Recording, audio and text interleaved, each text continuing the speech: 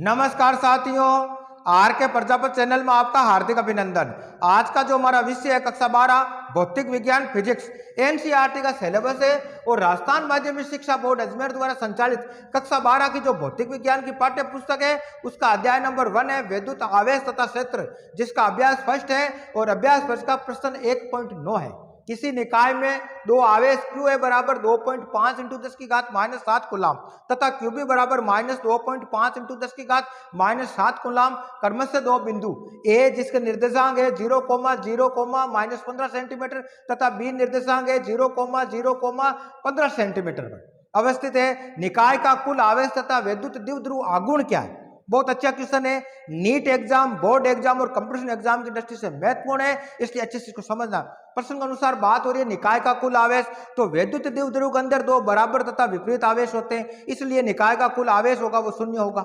आगे समझ में। दूसरा प्रश्न बात कर रहा है विद्युत द्विध्रुव आघूर्ण क्या है, तो विद्युत द्विध्रुव आघूर्ण निकालने का जो सूत्र होता है P बराबर Q इंटू 2A, और 2A क्या है कि निकाय के दो बिंदु A और B के मध्य जो दूरी है उस दूरी का मान हमें पता होना चाहिए, उसकी सहायता से हम उसका द्विध्रुव आघूर्ण निकाल सकते हैं। तो क्वेश्चन को किस प्रकार सोल्व करते हैं उसके बारे में चर्चा करते हैं। तो सबसे पहले हम प्रश्न को करते हैं हल।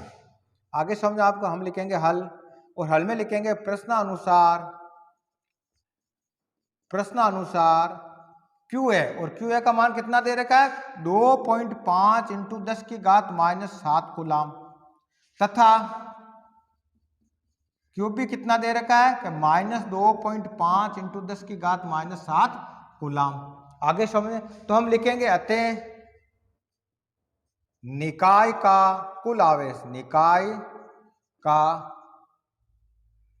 कुल आवेश और निकाय का जो कुल आवेश वो क्या होगा, तो सबसे पहले हम बात करते हैं कि विद्युत द्विध्रुव, किसकी बात कर रहे हैं, विद्युत द्विध्रुव में दो बराबर, क्या लिखेंगे भाई, दो बराबर तथा विपरीत आवेश होते हैं, तथा विपरीत आवेश होते हैं, आवेश होते हैं।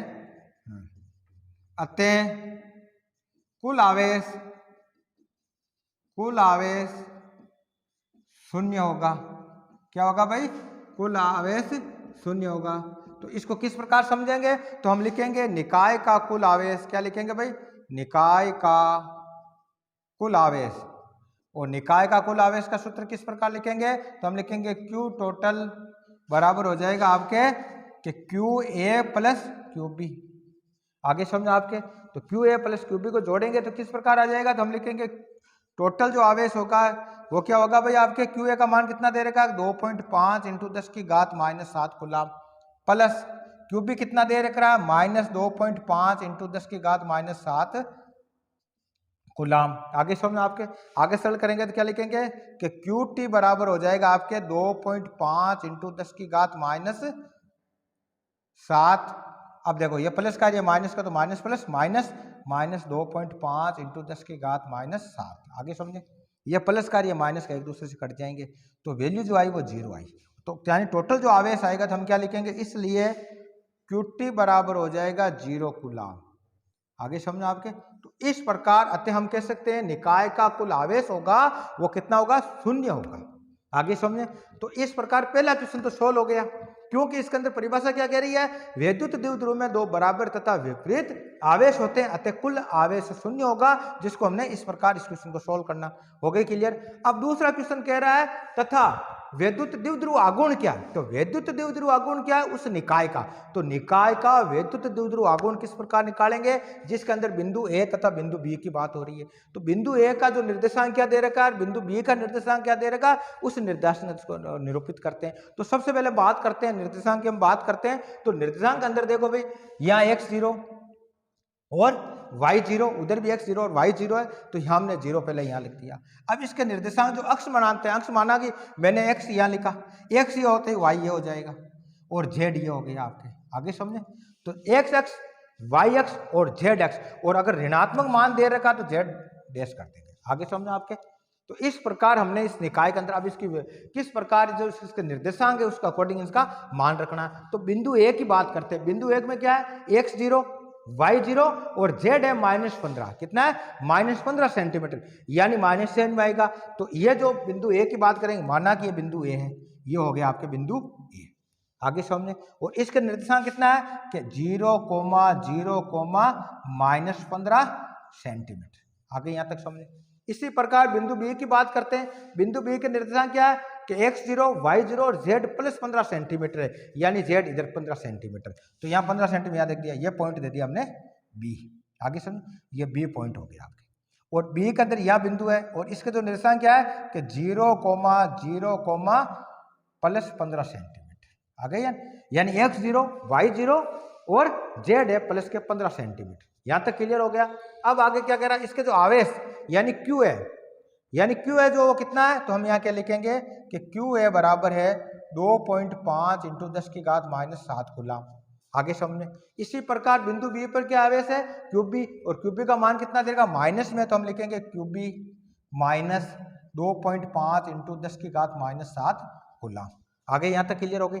अब इसके दिशा का देखो, यह आवेश की प्रकृति की ऋणात्मक, इसकी दिशा क्या होगी, इस O से B की तरफ होगी, तो हम इसको इस प्रकार लिखेंगे O से B, और यहाँ जो आवेश होगा इसको ऋणात्मक इस प्रकार भी हम लिख सकते हैं। आगे समझे। और ये क्या पॉजिटिव है, तो हमने पॉजिटिव यहाँ लिख दी। आगे यहाँ आवेश की प्रकृति पॉजिटिव है, धनात्मक है, और ये ऋणात्मक है।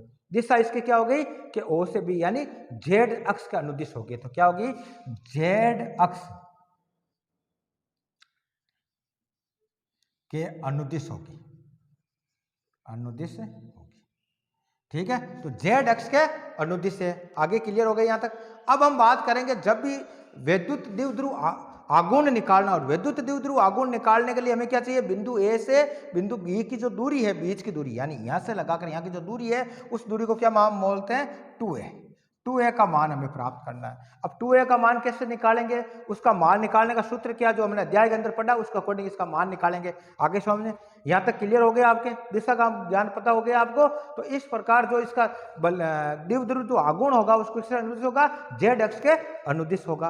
और Z अक्ष अनुदिश करते ही अब इसकी जगह हम पॉजिटिव मान इसका ले सकते हैं। आगे समझे। तो अब इस क्वेश्चन को कैसे सोल्व करेंगे, अगला क्वेश्चन है निकाय का कुल विद्युत द्विध्रुव आघूर्ण। इसको मिटा देते हैं, अगला क्वेश्चन सोल्व करता हूं। आगे यहां तक क्लियर हो गई भी। अब हम करेंगे प्रश्न निकाय का कुल विद्युत द्विध्रुव आघूर्ण निकालेंगे। तो हम लिखेंगे इस प्रकार, निकाय का कुल विद्युत द्विध्रुव आघूर्ण। आघूर्ण क्या होगा भाई, P सदिश में किस प्रकार लिखते हैं, Q और आपके 2a का सदिश। दिशा का ज्ञान होना चाहिए। आगे क्लियर हो गई। और कूलम या आवेश क्या अदिश राशि है।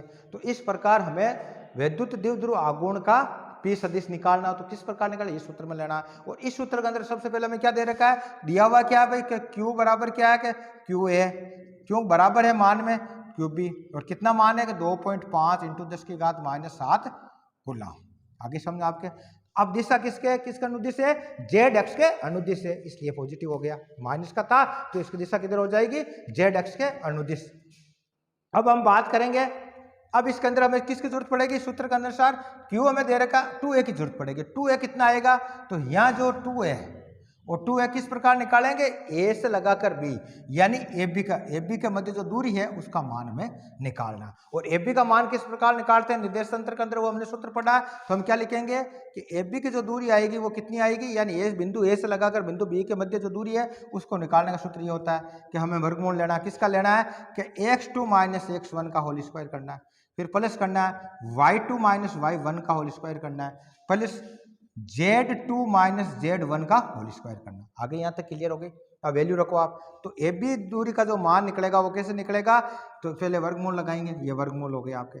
x2 कितना, निर्देशांक में देखो x2 की वैल्यू कितनी है 0, तो x1 कितना, वो भी 0, तो 0 - 0 का स्क्वायर कर दिया। आगे समझो आपके।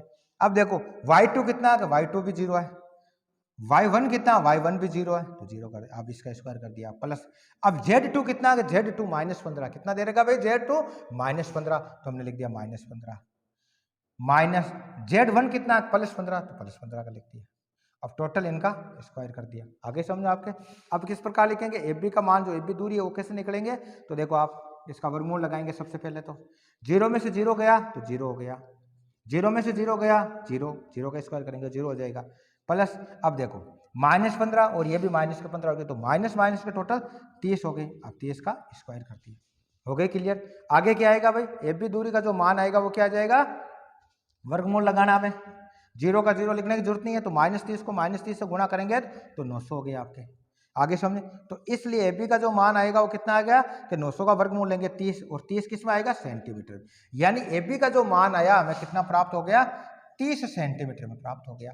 और भौतिक विज्ञान के अंदर, फिजिक्स के अंदर जब भी हम न्यूमेरिकल क्वेश्चन सोल्व करते हैं, एएमकेएस पद्धति हमें काम लेनी है।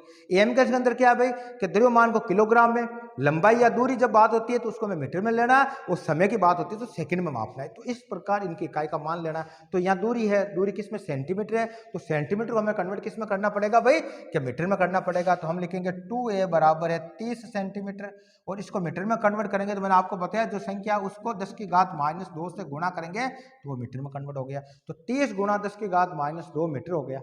आगे क्लियर। अब इस सूत्र की सहायता से आराम निकाय का कुल विद्युत द्विध्रुव आघूर्ण निकाल सकते हैं। यहां तक क्लियर हो गई। अगर आपको दूरी निकालने का सूत्र यानी बिंदु ए से लगाकर बी के मध्य जो दूरी है उसका मान आपको निकालना, तो इस सूत्र की सहायता से हम निकाल सकते हैं। हो गए क्लियर। अब आगे क्या करेंगे, तो अतः हम यहां लिख सकता हूं, अतः क्या लिखेंगे, अतः निकाय